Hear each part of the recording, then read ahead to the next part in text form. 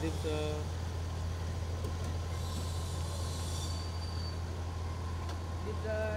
Hello. Hi sir. Hi, sir. How are you? How are you? How are you?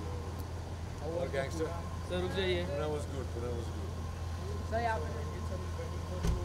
बात कर रहे हैं sir.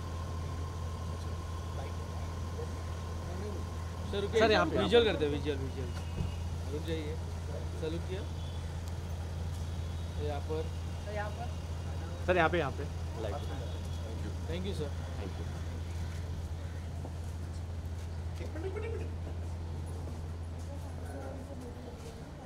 आपको प्रणाम है. सुबह 4 बजे उठते हो आप. This shows the committee. सुबह 4 बजे उठते हैं, 7 बजे पहुंच गए.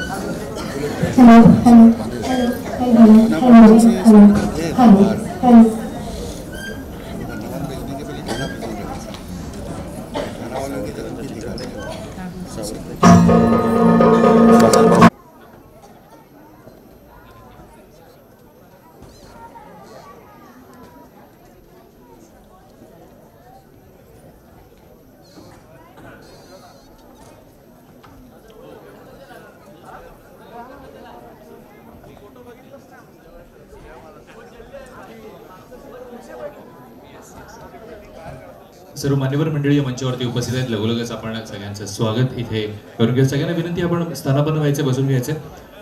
मी सर्वप्रथम विनंती करेन रणजित सावरकर सरांना की आपण सन्माननीय मराठी भाषा मंत्री, शालेय शिक्षण मंत्री तसेच मुंबईचे पालकमंत्री सन्माननीय श्री दीपक केसरकर सरांचे इथे स्वागत करा. जोरदार टाळ्या.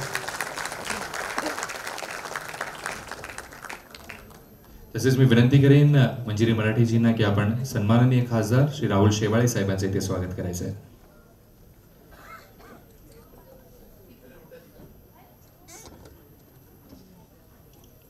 रणदीप हुडा सर आपल्यासोबत इथे उपस्थित आहेत, त्यांचे आम्ही यथोचित स्वागत करू इच्छितो. सिने अभिनेते सन्माननीय श्री रणदीप हुडाजी,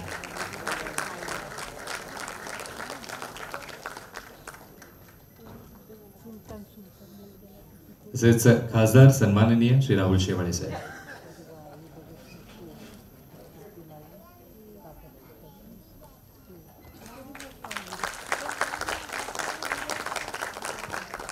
तसेच सावरकरांची नात अर्थातच असिलता सावरकर आजीजी आज आपल्यासोबत उपस्थित आहेत, त्यांचे येतोचे स्वागत.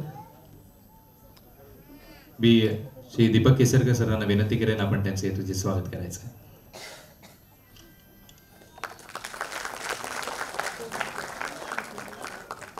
धन्यवाद. पुढील नियोजन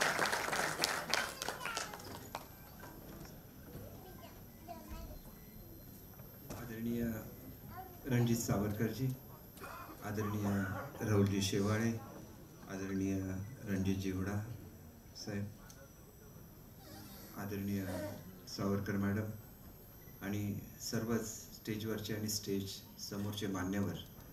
खरं तर मी दौऱ्यावर होतो आणि असा ना उजाळा देण्याचा प्रसंग असतो आणि रणजितजी ज्या प्रकारे तुम्ही ही लढाई पुढे चालू ठेवलेली आहे ती विचारांची लढाई आहे आणि नेहमी कुठल्याही कार्यक्रमाला ज्याला मला इथं येता येतं त्याच्यातून प्रेरणा घेऊनच माझ्यासारखे सर्व या ठिकाणी आपल्यामध्ये सहभागी व्हायची इच्छा होती. रणजितजी हुडा साहेबांनी स्वातंत्र्यवीरांचं त्या ठिकाणी खरं एखादं चित्र आपल्यासमोर उभा करण्याचा प्रयत्न केला आहे. त्यांचंसुद्धा मनापासून कौतुक करतो. या चांगल्या कार्यक्रमामध्ये खरं तर आदरणीय मुख्यमंत्री महोदय सहभागी होणार होते, परंतु काही कामानिमित्त त्यांना बाहेर जावं लागल्यामुळे त्यांचा निरोप आला की हा महत्त्वाचा कार्यक्रम आहे आणि महाराष्ट्र शासनाचं प्रतिनिधित्व तिथं असलं पाहिजे आणि म्हणून आमचे मुख्यमंत्री उपमुख्य शैलेंद्र चिखलकर साहेब प्लीज आपणाला ही विनंती, आपण मंचावरती यायचंय. मगाशी त्यांनी आवर्जून सगळ्यांची नावं सांगितली पण स्वतःचं नाव मात्र नमूद त्यांनी केलं नाही, पण आम्ही आवर्जून त्यांचं नाव इथे नमूद करत आहोत. आपलं मनपूर्वक स्वागत आहे.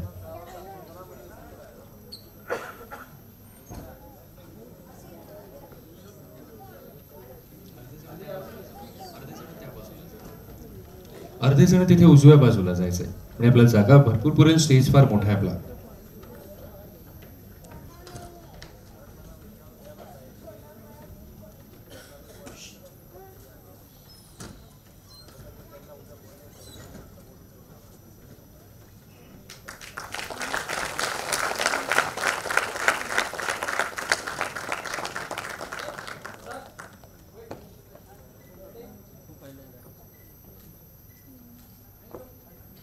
स्वातंत्र्यवीर सावरकरांचा भारत माता की. मी सर्वांना विनंती करेन आपण स्थानापन्न व्हायचंय. त्या सोबतीनेच आजचा हा सोहळा किंवा कारकरजी जोरदार टाळ्या त्यांच्यासाठी. मी सन्मानित अतिथीगणांना विनंती करेन आपल्या शुभ हस्ते आपण त्यांचं इथे स्वागत करायचंय.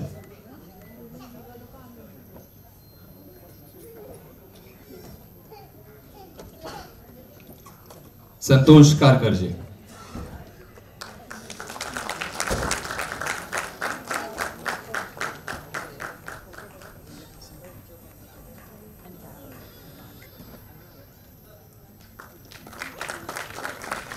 धन्यवाद. पुढे सौरभ धडपळेजी. आपणालाही विनंती, आपण मंचावरती निमंत्रित आहात. सौरभजी इथे असतील तर प्लीज मंचावरती यायचे. सौरभ धडपळेजी यांच्यासाठी जोरदार टाळ्या झाल्या पाहिजेत. अर्थात पुण्यात आपण सकाळी जी यात्रा प्रारंभ केली त्यामध्ये मुलाचा सहभाग आज सौरभजींचा नक्कीच होता आणि त्यांचे कौतुक करणे आमचं परम कर्तव्य आम्ही मानतो. सौरभ धडपळेजी.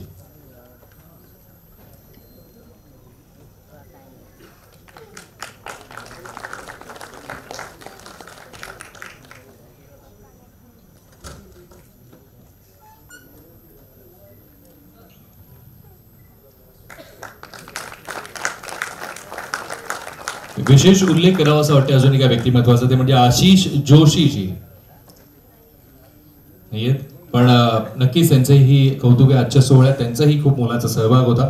सचिन बोधनीजी, आपण जर इथे असाल तर प्लीज मंचावरती यायचंय.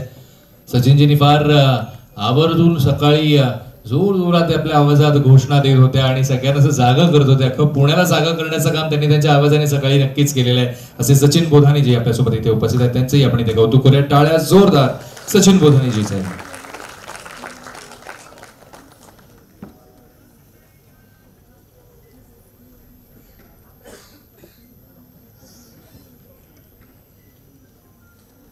अभिनंदन.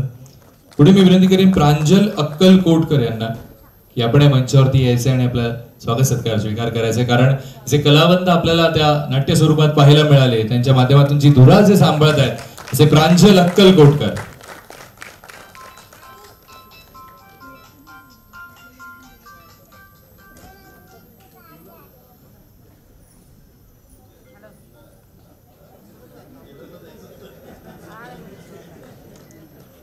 एका जेलरने आज सकाळी सावरकरांची ती स्मृती आमच्या हाती दिली आणि आज एका जेलरचा सन्मान इथे आपण करत आहोत. श्वेता परुळकरजींना मी विनंती करेन, आपण मंचावरती निमंत्रित आहात. आपल्याही आम्ही कौतुक करू इच्छितो. श्वेता परुळकरजी खरं तर ही सगळीच मंडळी पडद्यामागचे कलाकार आहेत, आपण असं नक्कीच म्हणूया. पण त्यांना पडद्यासमोर आणण्याचं काम ह्या कार्यक्रमाच्या माध्यमातून आपण सदैव करत आलेलो आहोत आणि प्रत्येक कार्यक्रमात आपण ते नक्कीच लक्ष देत असतो. अशा श्वेता परुळकरजी आज आपल्यासोबत उपस्थित आहेत.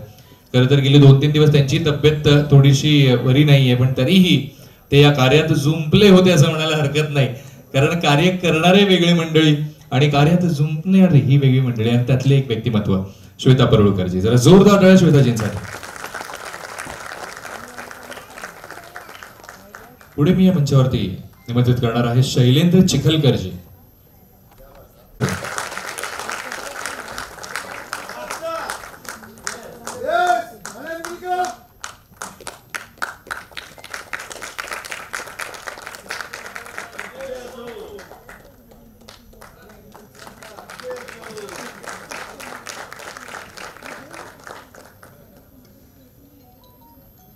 आणि अर्थातच आता एका टीमला मी या मंचावरती बोलवणार आहे. त्यांचं विशेष सहकार्य ज्यांचं लाभलेलं आहे ते म्हणजेच आपल्या या स्मारकाचे कमी पडू देऊ नका. जरा जोरदार टाळ्या.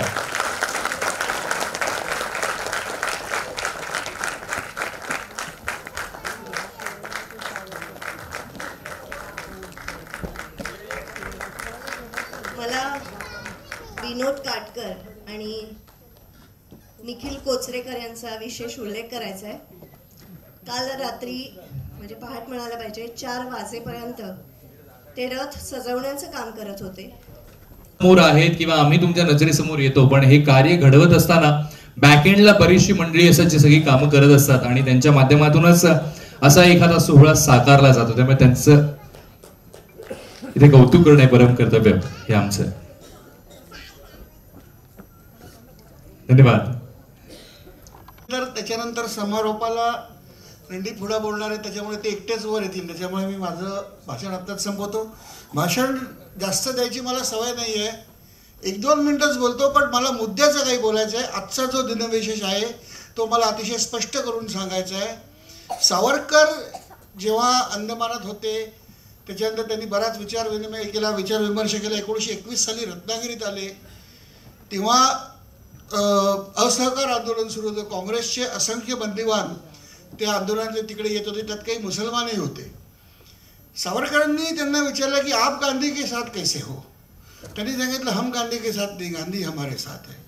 ती जी विचार भूमिका सावरकरांच्या मनात निर्माण व्हायला लागली. त्याच्यानंतर सावरकरांनी त्या कैद्यांमधला जातीभेद तर अंदमानमध्येच बघितला होता आणि अंदमानमध्ये सावरकरांनी सरमिसळ भोजन व्यवस्था सुरू केली होती. पण भारतात ती जाती व्यवस्था इतकी दारुण होती आणि त्याच्यानंतर सावरकरांना विचार करता करता लक्षात आलं की डिव्हाइड अँड रूल ही ब्रिटिशांची पॉलिसी नाही आहे, ही पॉलिसी आपल्यावर आक्रमण करणाऱ्या प्रत्येक आक्रमकांची आहे. म्हणूनच अल्लाउद्दीन खिलजी केवळ 5000ची सेना घेऊन येतो आणि देवगिरीचं साम्राज्य बुडवतो. आपल्या तलवारीला गंज चढला नव्हता तेव्हा, पण आपल्या तलवारी या एकमेकांच्या विरुद्धच उठल्या होता आणि आपल्या तलवारी जेव्हा एकमेकांच्या विरुद्ध उठतात तेव्हा शत्रू त्याचा फायदा घेतो. हे सावरकरांनी ओळखलं आणि हिंदुत्व काय याची त्यांनी नव्याने व्याख्या केली. जो कुठला धर्मपंथ या भारतात जन्मलेला आहे, मग तो शीख असो, वैदिक असो, बुद्ध असो, जैन असो, आदिवासी असो, कोणी असो, तो हिंदू आणि त्याच्यात कुठलाही भेदभाव नको.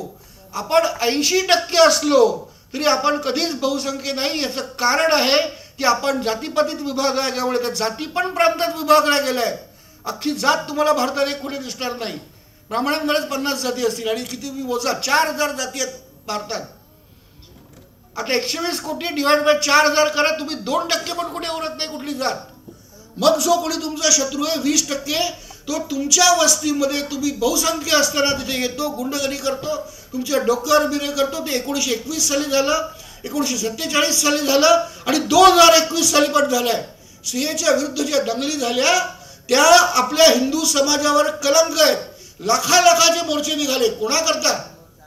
इथल्या मुसलमानांना काही प्रॉब्लेम होता का? अजिबात नव्हता. पाकिस्तानातल्या मुसलमानांना इथली नागरिकत्व द्या, बांगलादेशमधल्या नागरिकत्व द्या, यासाठी त्या दंगली होत्या.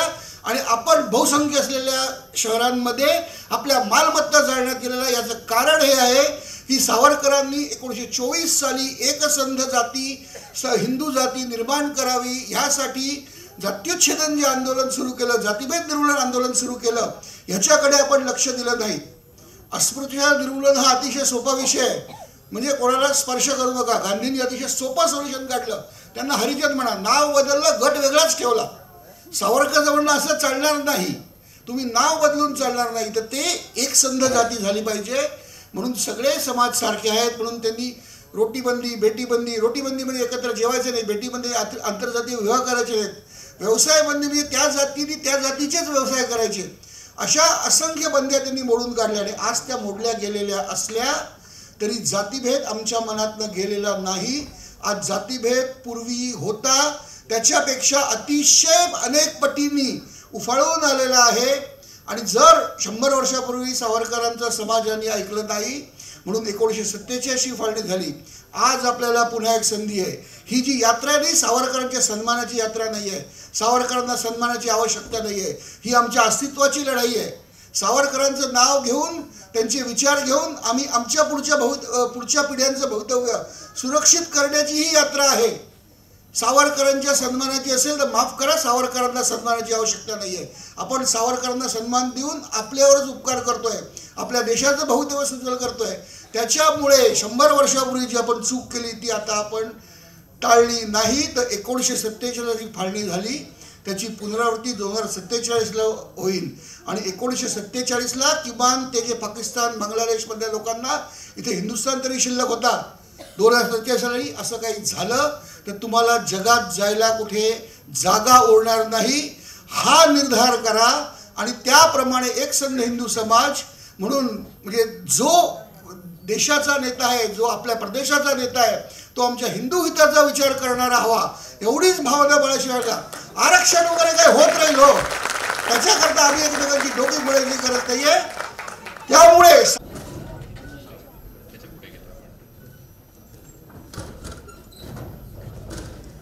तसंच आम्ही या शब्दसुमनांनी पुढे विशेष कौतुक करू इच्छितो हिंदुस्थान पोस्टची सपोर्ट टीम दिनेश भात्रे, सतीश गरुड आणि सूरज काटेजी यांनी सुद्धा आजच्या या यात्रेसाठी अतुनात अशी मेहनत घेतलेली आहे. त्यांच्यासाठी पण जरा जोरदार टाळ्या आपण वाजवूया. जोरदार टाळ्या तीनही मंडळींसाठी.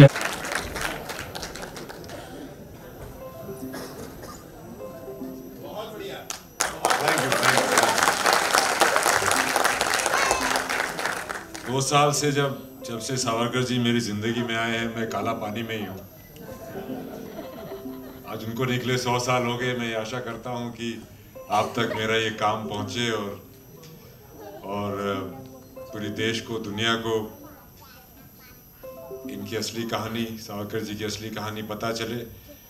उनके बारे में ना जाने क्या क्या लोग कहते हैं, मैं तो अब तो सुन के हंस पड़ता हूँ. पर उनकी गलती नहीं है. जब ये पिक्चर मैंने करनी शुरू नहीं की थी तो मुझे भी उनके बारे में ज़्यादा नॉलेज नहीं थी. और ये इसलिए है क्योंकि ज़्यादातर अगर आप हिस्ट्री की किताबें पढ़ो तो किसी भी किताब में सशस्त्र क्रांति या उस सोच वाले लोगों को सिर्फ 2 पैराग्राफ में मेंशन करके बाकी सभी पूरी आज़ादी की लड़ाई 2-3 और लोगों ने ही लड़ी थी और किसी ने कुछ नहीं किया. अचंभित था, मैं भी अचंभित था. मैं कहा ऐसा क्या इतना किया इन्होंने. और एक अभी बैठे बैठे मुझे ध्यान आ रहा था कि मेरा थिएटर का करियर भी इसी ऑडिटोरियम से शुरू हुआ था बॉम्बे में.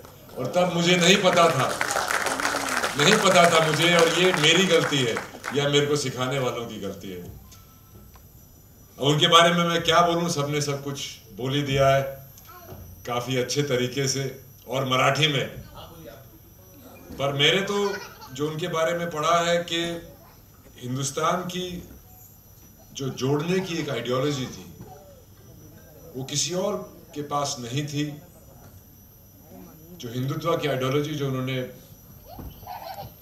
लिखी थी काला पानी के बाद, जब खिलाफत मूवमेंट हो चुकी थी, मोपला का वायलेंस हो चुका था, उसके बाद जो उन्होंने लिखा था तो उन्होंने यही लिखा था कि हिंदुत्व एक भौगोलिक, राजनीतिक, सांस्कृतिक इतिहास है, ये किसी धर्म का नहीं है. जो हिंद को अपना माने वो हिंदू है. मुझे याद है मैं काफी साल पहले ऑस्ट्रेलिया में पढ़ता था और बाहर जाता था किसी देश में, तो सब कॉन्टिनेंट के सब लोगों को, हम लोग को हिंदू बोलते थे. हे हिंदू, चाहे किसी भी धर्म या जाति के हो. तो उनका मैसेज यही था. उनका मैसेज जो हमारे को एक करने का था, जातिवाद से, हर चीज से ऊपर उठ के एक दूसरे को एक ह्यूमन की तरह जो रिकग्नाइज करने का था, वो मैसेज आज हमें सबसे ज्यादा जरूरी है. और मैं चाहता हूँ कि ये मैसेज ज़्यादा से ज़्यादा लोगों तक पहुँचे और आप लोग की सपोर्ट रही तो ज़रूर पहुँचेगा. वंदे मातरम.